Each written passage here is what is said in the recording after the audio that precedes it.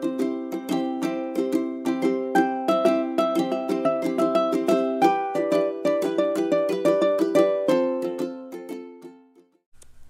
video is part of the Hopping into Spring Tier Tray Open Collaboration.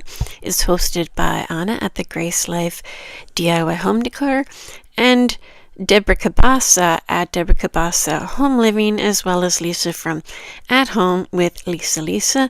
Their channel links as well as a link to this playlist will be in my description box below.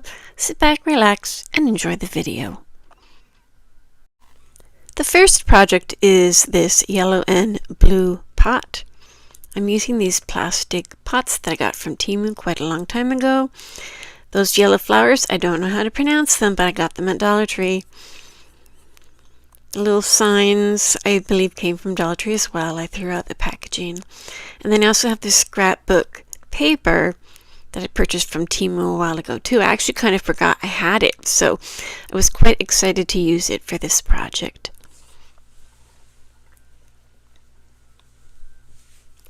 So it's going to do yellow and yellow, but I chose to do blue and yellow because I thought that contrast would be pretty. I actually cut out the wrong part of this paper. I meant to cut out the one right next to it, but instead I cut out the one in the corner. But I didn't realize until I had done all the gluing and everything, so I decided to keep it. So it's not technically spring-ish, but it's pretty and the colors are spring-ish, so I left it. I do, however, give the image and the flowers their own pot later on because I couldn't get the image in where it wasn't making the pot tip over, so I gave it its own pot and plunked it right down in the middle. So I forgot this was glue. I was thinking it was Mod Podge, and then I remembered I had ripped out a little bit of the label to help me remember. But I took it apart here because I meant to put a piece of cardboard in the middle just to like stiffen it up and make it more sturdy. So it's good that this was glue because it glued everything together. It's bad that it was glue because I put it on the front of the image thinking it was Mod Podge, so it didn't really do what Mod Podge normally does, but it ended up okay. So I plucked this onion grass from a couple of picks I had from Dollar Tree, and I just used floral tape to wrap them around a piece of skewer.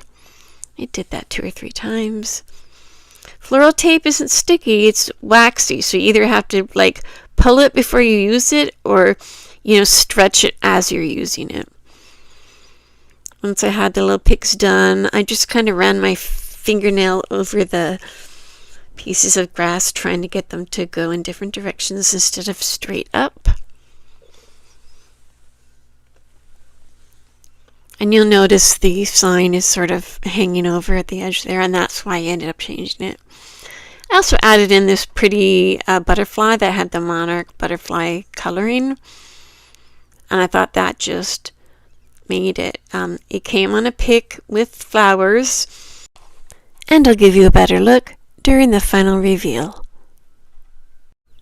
Okay, my next idea was to make this double-sided standing plant sign. Yes, that's a mouthful, but it's sort of like a unique project. I didn't really know what to call it. So I have this 2023 calendar, I think it is. And it's got a lot of really nice images, and it's just been sitting in a drawer, so now I'm going to use some of them. I have 2 circle wood rounds and 2 square wood rounds. I'm not sure the size, but you can see it's about, the palm of my hand. So I sort of wanted to see how much of the image was going to fit, and I realized I could just cut off the bottom of the plant pot and it would look fine. So I wanted to rip all the edges because for one, I think it sticks better, it glues better, it adheres better, and I just like the look of it. And I was careful, you know, I made sure I was holding it nice and tight where I was ripping it so it didn't go all over the place. Before I adhere it to the wood, though, I did want a little bit of color on the wood round because that wood was pretty pale. So the side that the image goes on, I just did the edges. And then the side that will be on the inside of the sandwich board, I did the whole thing. And I don't know, like, I call it a sandwich board. It just means that it's two boards together, and then on the inside, they're blank. And they either stand up, like on a sidewalk, or somebody, like, actually wears them. That's what I think of when I think of this sandwich board. So that's why I did it like that as far as the color goes. Then I'm just using my glue stick because I couldn't find my Mod Podge. I had the glue that was in the Mod Podge bottle, but I should have another smaller bottle, and I just don't know where it is. But I remembered I had this glue, and really it works just as well, and maybe even a little better than Mod Podge. It's certainly faster. You just make sure to cover the back of the image totally. And you maybe want to rub it with a paper towel or your hand. You know, and that's that. I put a little bit of the burnt umber that I used on the wood. I used the burnt umber just to kind of mark the edges of the image. And that's my burnt umber that I use on everything. It's just an acrylic paint.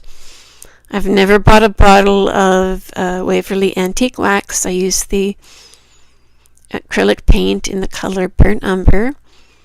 So I also rubbed a burnt umber into these tumbling tower blocks. Then where the boards come together at the top, I'm just going to glue down a piece of burlap. That seemed to be the best way to do it without adding extra pieces of wood or skewers or something like that. So wood glue, hot glue on both pieces. And I had to walk away and let this dry because I did not want it to fall apart. I wasn't in that much of a rush.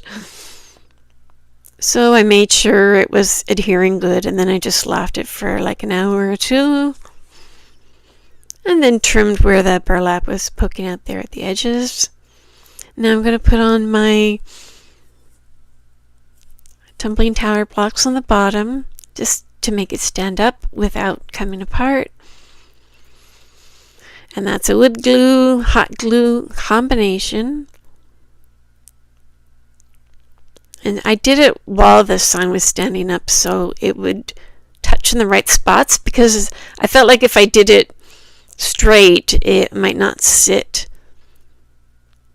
straight. Cleaned off the excess glue, and I will give you a better look at this during the final reveal. Okay, now we're going to use the small wood round to make this mini standing wood round. And we're going to use this piece of scrapbook paper again. This time I'm going to make sure that the image looks like spring. And I'm going to do the same as I have been doing in this whole video. I'll be ripping the edges of the images that I cut out.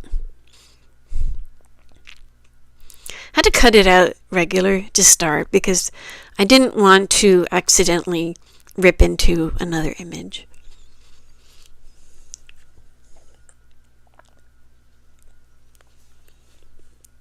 And I'm going to do practically the same thing to these images as I did in the previous image, except that I'm only going to use one wood round. I didn't want to use two like I had planned because I thought it was just going to be bulky and repetitive, so I made this a double-sided, and it's going to stand with some tumbling tower blocks. Instead of using the burnt umber this time around, I used some nice spring green. But this is actually Dollar Tree paint, and I used it because I know Dollar Tree paint is not that dark or vibrant. So I knew if I used a baby wipe to rub it on, that it would look more like a wash, which is what I was going for.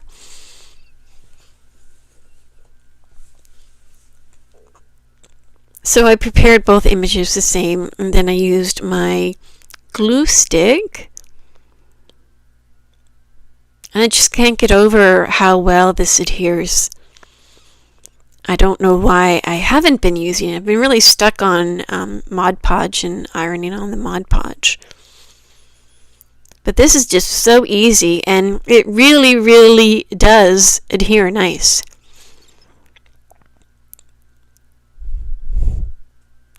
I'm just going to rub that down, make sure we got all the edges. See how easy that was? I'm going to give it a little spray with my finishing spray. If I use too much, it starts to wrinkle up. Now I'm going to rub the same green color into the tumbling tower blocks, and I'm going to glue them to either side of the wood round. And there I'm using the hot glue, wood glue combination. And I'm going to do it while the wood round is standing up to make sure that it sits up nice and straight, stands up nice and straight. Glued it on either side. I cleaned up a little bit of extra glue there.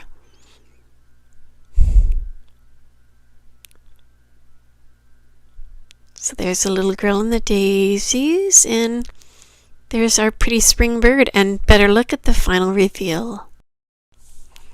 Okay, this little house is the last project I crafted for this tiered tray. I do have a few other things I'm going to put on the tray, some butterflies and some eggs, but this is actually the last craft that I made for the tiered tray. So you see I have the plain wood house that I purchased at Dollar Tree. And then this is from the same package of scrapbook paper, but the image is in the corner. And I used this one because I wanted it just a little bit bigger to fit on the scrapbook. So I chose to place the image in the corner and then cut it to size. And I used the glue stick to adhere it. And then I'm looking at it, I'm like, oh, it needs to be ripped more, because I had only ripped the sides, so I fussed around with it. And that glue stick had it on there so good it was hard to lift it up to get it ripped. But I did. And I'm going to do a pink wash on this butterfly. I actually don't remember where this butterfly came from. It had a tag which I don't recognize, so that makes me think it came from Hobby Lobby, because I don't shop there, but sometimes, you know, I get their stuff from other locations. So I'm not sure, but any, you know, die cut butterfly will do. And this is the one time that it's not going to be double-sided in this video. So just a pink wash on one side and glue it down on the other side. And then I decided it needed a little embellishment on the top, so I made a couple of swags. So this one for the butterfly is like pink lavender, and I believe that came from Temu. So I just glued it on the top there, and then I made a finger bow by wrapping the twine around my 4 fingers about 7 times, then tying a good tight knot in the middle. And usually I'll leave the excess twine to make like the tails for the bow.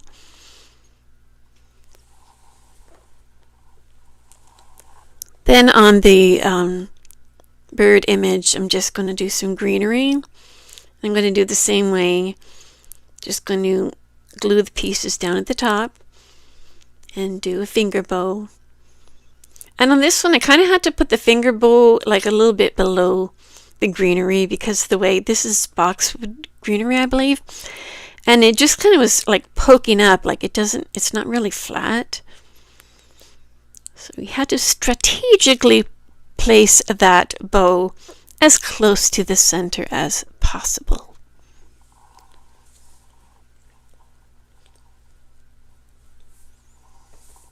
The nice thing about this house is it stands up by itself, so we don't need any tumbling tower blocks on this one. And there's what both sides look like, and better look at the final reveal.